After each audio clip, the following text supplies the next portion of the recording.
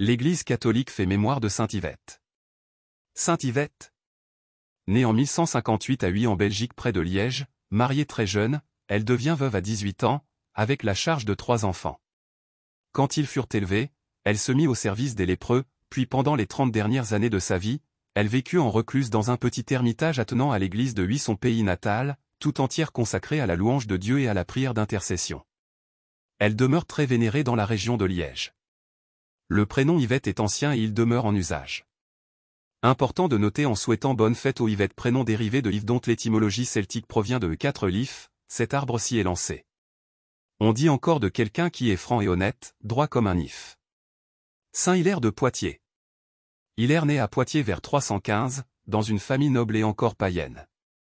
Il deviendra un intellectuel vigoureux, sa réflexion sur la sagesse et la philosophie le conduit à se poser les questions essentielles que la Bible et les évangiles vont éclairer. Il demande et reçoit le baptême. Il va s'attacher à éduquer son épouse et sa petite-fille dans la foi au Christ et bien que marié, il est élu évêque de Poitiers vers l'année 350, donc à l'âge d'environ 35 ans. Le prestige intellectuel et religieux du nouvel évêque le situe d'emblée à la tête de l'épiscopat des Gaules. Il se fera le champion passionné de la divinité du Christ. C'était l'époque où les divers empereurs, confondant politique et religion, s'étaient mis en tête d'imposer l'arianisme.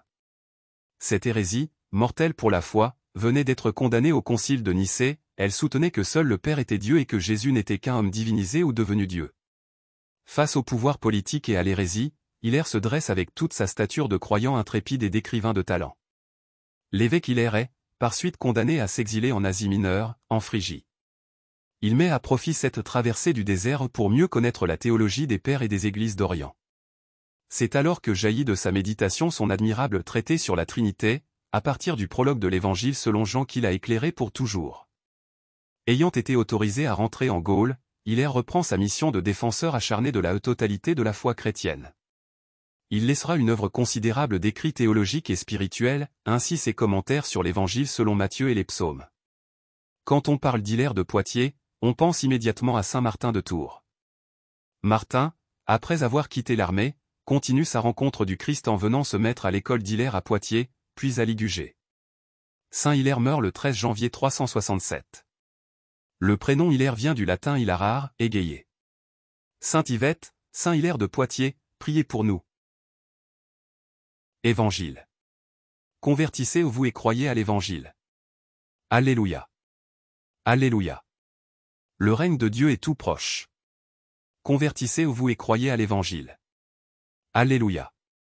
Évangile de Jésus-Christ selon saint Marc. Après l'arrestation de Jean, Jésus partit pour la Galilée. Proclamer l'Évangile de Dieu. Il disait: les temps sont accomplis. Le règne de Dieu est tout proche. Convertissez-vous. Et croyez à l'Évangile.